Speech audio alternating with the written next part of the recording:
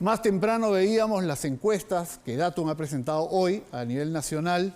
Ahí estamos viendo algunos candidatos que básicamente mantienen posiciones, ¿no? Adelante podemos hablar del exalcalde de Lima, el señor López Aliaga, Keiko Fujimori, algunos candidatos que están apareciendo como Wolfgang Grosso, el propio candidato López Chau. También hemos visto ahí alguna aparición de Jorge Nieto. Todavía no aparece que esa encuesta Ronald Atencio, pero me imagino que viene visitando el país. La pregunta que muchos se harán, Ronald, ¿cuál es digamos, no digamos la promesa, cuál es el planteamiento que usted cree que es el más importante de su plataforma electoral? Si tuvieran que conocerlo, ¿por qué sería? Bueno, primero lanzar el más sentido pésame al candidato también presidencial. Hemos debido comenzar por ahí, le agradezco que usted haga mención del PT, que ha tenido un fatídico accidente, ¿no es así? Bueno, si me hablas de la primera gran propuesta, yo creo que se simboliza con el obsequio que te traigo, que son las hojitas de coca. Hojitas de coca. Estoy en el sur, estoy instalado en el sur, y las hojas de coca creo que es lo que simboliza nuestra gran propuesta, que es la propuesta de la segunda reforma agraria, de la industrialización. He estado en Arequipa y en Majesiguas y hemos podido notar de manera clara cómo nuestros agricultores, nuestros campesinos no van a tener la oportunidad de ser parte del proyecto Majesiguas 2, donde solamente va a llegarle a una élite agroexportadora, como siempre, dejando abandonados a nuestros campesinos. El puerto Corío. Tenemos la mala experiencia de Chancay, que se dijo que iba a ser la panacea, la gran inversión, y que iba el Perú a estar lleno de actividad empresarial y de actividad laboral. Pero vemos que en realidad es un engaño muchacho. Y no podemos permitir que el puerto Corío sea lo mismo. Debería instalarse, por ejemplo, una planta, cuanto menos de ensamblaje. Estamos dando licitaciones entreguistas, licitaciones de explotación. Ahí la pregunta que muchos se harán, don Ronald, es ¿quién va a ser el puerto de Corío? ¿Lo haría el Estado peruano? No, yo creo que tiene que concesionarlo. Seguro, un privado. O una alianza público-privada. También, por supuesto. O sea, hay varias modalidades para construir, pero más allá de la modalidad es ¿qué beneficio nos va a traer Corío? Si Chancay no nos está trayendo ningún beneficio, este Congreso mafioso les ha dado exoneraciones tributarias, no pagan IGB, no pagan renta, no pagan nada. O sea, tenemos una clase política que entrega los recursos naturales, entrega los puertos. Repsol ha contaminado como ha querido el mar de Grau y hasta ahora no termina de limpiar. En Puno, la minera Aruntani ha contaminado un río, que todo un valle es prácticamente desértico. Entonces, toda esta plataforma que usted describe, ¿cómo se aplicaría desde el gobierno? ¿Cómo se aterrizaría? Porque mucho de lo que usted ha mencionado son temas que sin duda requieren una gestión más comprometida de la autoridad. Pero la ley existe, el marco legal está ahí, la Constitución lo permite. Lo que tenemos que lograr es que los funcionarios actúen como funcionarios de verdad y no probablemente cuidando el puesto o colocados allí por algún interés que el país tiene que denunciar. No, yo creo que te equivocas en el diagnóstico, porque el problema es que tenemos un gobierno vendepatria, un gobierno entreguista, un gobierno que no incurra en ese comportamiento, tendría las herramientas para poner el orden que por el presidente de la República. Entonces, ¿qué necesitamos hacer? Necesitamos tener un gobierno y un presidente de la República fuerte, que entienda los intereses de la patria, del país. No puedes dar tus contratos de concesión solamente para explotación. Por eso somos una economía primaria exportadora. Por eso, ¿cómo nos ordenamos, don Ronald? Porque todo lo que usted menciona en una plaza suena muy bien. Y además son objetivos que sin duda muchos peruanos comparten. Pero ¿cómo hacemos que eso aterrice? ¿Cómo lo implementamos? Bueno, primero, por ejemplo, el puerto de Corío debe ser concesionado, pero no una concesión solamente para la construcción. Y se habla de un hub. ¿Qué significa un hub? Prácticamente es embarque y desembarque. No hay ninguna actividad adicional. Entonces, si se va a entregar la concesión para construcción, es también que se construya una planta, por ejemplo, de ensamblaje. ¿Tan difícil es eso? No estamos pidiendo que se fabriquen carros, que obviamente tenemos que aspirar a eso, pero no es difícil lo otro. Claro, pero ahora, lo que tiene que lograr es las condiciones para que esos inversionistas no solamente venga uno, ¿no? Vengan varios postores y puedan implementar no solamente este puerto, Corío está en Arequipa, un poco para contarle a nuestra audiencia, ¿no? Tiene el potencial, si se desarrolla Corío, de ser el puerto más grande para Sudamérica. Así es. ¿No es cierto? Así es. Mucho más grande Que Chancay Así y es. también más importante que el Callao Así y se es. desarrolla. Y luego con algunos plantearían zonas francas, industriales, porque eso está en varios planes de gobierno, ¿no?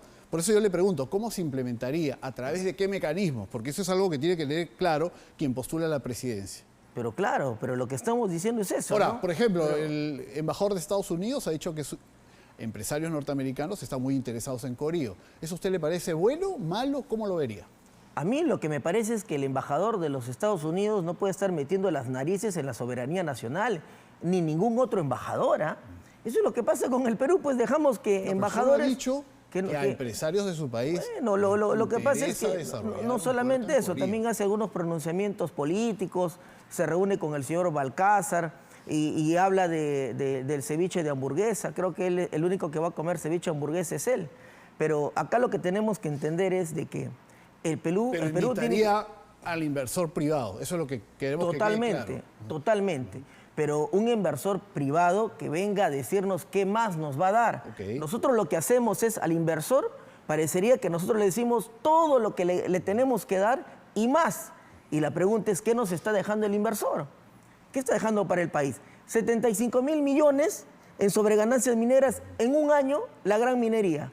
Y la pregunta es, ¿y qué está dejando para el país? Paga impuesto a la renta, No, pero tenemos paga que... canon. Bueno, eso es poco. ¿Por qué? Porque tenemos que Por eso, aplicarle esa es la pregunta. ¿Qué harían ustedes? ¿Aumentarían el canon o aumentarían el impuesto a la renta? Impuestos a las sobreganancias mineras. Ya. Un poco lo que planteó Ollantumala el año 2011. Bueno, lo que ha planteado el señor Ollantumala y no lo ha cumplido es el problema del señor Ollantumala, ¿no es así? Ahí un sobrepago, pero entonces, no se llamó impuesto a las sobreganancias. Acá vamos a aplicar impuestos a las sobreganancias mineras, ¿no? Es lo primero que tenemos que hacer para que algo de ese dinero se quede en el Perú, porque se siguen llevando todos los recursos naturales y no industrializan nada. ¿Y cómo se aseguraría? A mí me parece interesante, obviamente, como peruano, que el Estado cuente con mayor cantidad de recursos. ¿Cómo se aseguraría usted que esos recursos se van a invertir adecuadamente? ¿Por qué le pregunto? Ahora, a raíz de lo que ha pasado en Camisea, uno revisando la información se da cuenta de que quien tiene a su cargo la concesión, en estos años que viene funcionando Camisea, ha dejado 35.000 millones de soles de canon. Pero uno va a esa región, y es una región abandonada, sin carreteras, sin electrificación, sin agua potable, pero quienes manejan ese canon son las autoridades elegidas, son los alcaldes, los gobernadores. Entonces, ¿cómo nos aseguramos de que ese impuesto a las sobreganancias mineras, esa sobretasa que por justicia seguramente usted quiere implementar, se traduzca en un beneficio real para la población? Porque en Cusco votan por la izquierda, pero la izquierda no ha solucionado ese problema. A ver, obras por impuestos. Hay una respuesta bien sencilla, que es obras por impuestos. Que no le entreguen el dinero al Estado, pero que hagan las obras por impuestos. Entonces, todo lo es un mecanismo que existe actualmente. Pero por eso, entonces, ¿quién tiene que decirle? En este caso, necesitamos que se haga estas obras por impuestos. Nosotros, como gobernantes, como Estado, como país, el señor Napoleón Becerra ha fallecido porque no sé si tú sabes, pero la carretera Libertadores está hecho un desastre. Está un desastre. No, está un desastre esa carretera, parece una trocha. No existe señalización, no existe pistas adecuadas e idóneas. Lo mismo pasa con la carretera Huancavelica. Habiendo recursos, ese es el tema, ¿no? Habiendo recursos. Y entonces ¿cuál es? ¿Nos quedamos con el problema o hacemos la solución? Le propongo lo siguiente, candidato Rolando. impuestos. Hacemos una breve pausa y regresamos. Continuamos con usted, que ha venido medio socialdemócrata, porque me está hablando de inversión privada, concesionar el puerto. Ha venido medio socialdemócrata. Ya no habla de... Pues yo le pregunto, ¿cuál es la propuesta más fuerte de su plan de gobierno? Ya no me mencionó nueva constitución, asamblea constituyente, pero bueno. Vamos a hablar de eso. Vamos a hablar. No, inicié por nuestros agricultores, por nuestros campesinos, que hoy muchos necesitan y es los que nos dan de comer y es parte de nuestra seguridad alimentaria. Atención, los países grandes cuidan a sus agricultores. Así es. Y a veces económicamente también los protegen. Y eso es lo que vamos a hacer. Pero hay que encontrar siempre un justo medio.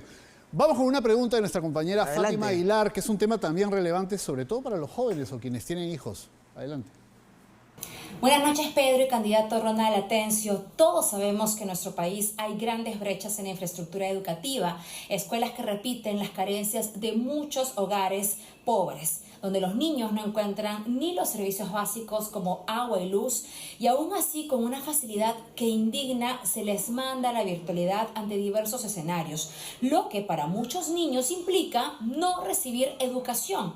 Así que le pido, candidato, su opinión sobre esas clases remotas que no garantizan educación y a las que se les envía, ya decíamos, a muchos niños de escasos recursos. Y también le pregunto por las propuestas concretas al problema de la infraestructura educativa en el Perú. Y gracias, Fátima. Y ya empiezan las clases esta semana, así que adelante, candidato.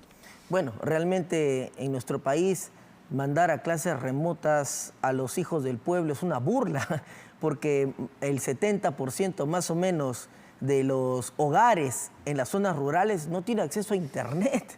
¿No? A mí que me está tocando viajar por todo el sur, porque estoy concentrado en nuestro sur peruano, hay lugares donde, poblados grandes, ni siquiera estamos hablando de pequeños lugares. Así es, que no son caseríos. Así es, donde tienen una señal pésima, no hay acceso a internet. Entonces, eso es prácticamente una burla. Entonces, incluso en grandes ciudades, candidato, la gente, los padres tienen que trabajar. Cuando el chico se queda en casa, el niño, alguien lo tiene que cuidar y a veces no se cuenta tampoco con eso y por tanto el niño pierde clases. Pero ¿cómo lo ven ustedes? ¿Qué plantean ustedes? Y no solamente eso, ¿no? Si tenemos 10 millones de pobres en el Perú, exigirles a estos 10 millones de pobres que tengan internet en su casa, pagando 50, 100, 150 soles, definitivamente es ilógico, es imposible. Por eso que la virtualidad en el Perú no puede existir. Ahora, el tema de la infraestructura pasa por algo bien sencillo, que es dinero, ¿correcto? Claro, porque buenas palabras, bonitas palabras, cualquiera y todos que necesitamos grandes colegios nacionales, unidades escolares, seguro, pero la pregunta es, ¿de dónde, pecata mía? ¿De dónde salen los recursos? Unos recursos, dos es gestión. Ya, primero necesito los recursos. Okay. Entonces, lo que nosotros hemos identificado en nuestro país, que tenemos un problema de redistribución de las riquezas. La plata se sigue yendo con los que más tienen. 2.000 millones en exoneraciones tributarias a las grandes agroexportadoras, 27.000 millones en exoneraciones tributarias a la gran minería, 75.000 millones en sobreganancias mineras. Pero sin llegar a eso, entonces, sin llegar a eso, es importante. Es importante, es importante. Sin llegar a eso. Ahora, el presupuesto que tiene educación no lo gasta. El presupuesto para vamos yendo por partes. Agua y saneamiento en colegios. Vamos yendo por partes. No lo gasta. Y tercer lugar, no se capacita a los maestros ya con el dinero que se tiene. No, vamos yendo por partes. Es un tema de gestión. Vamos yendo por partes. No es un tema solamente blanco y negro, ricos y pobres. Es que hay un problema, sí.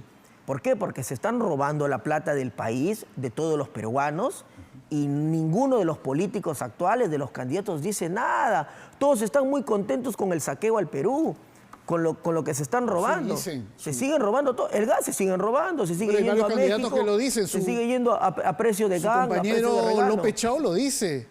El candidato de la derecha. Por hablar de alguien que esté en el espectro izquierda. El candidato ¿López Chao es de derecha? Pero claro, ¿te parece? Le pregunto. Primero, López Chao no cree en la Asamblea Constituyente, no quiere cambiar el régimen económico, cogobierna con la CONFIEP, tiene un interlocutor como el señor Harvey Colchado, no quiere tocar a sus amigos empresarios, no quiere hacer ninguna reforma tributaria.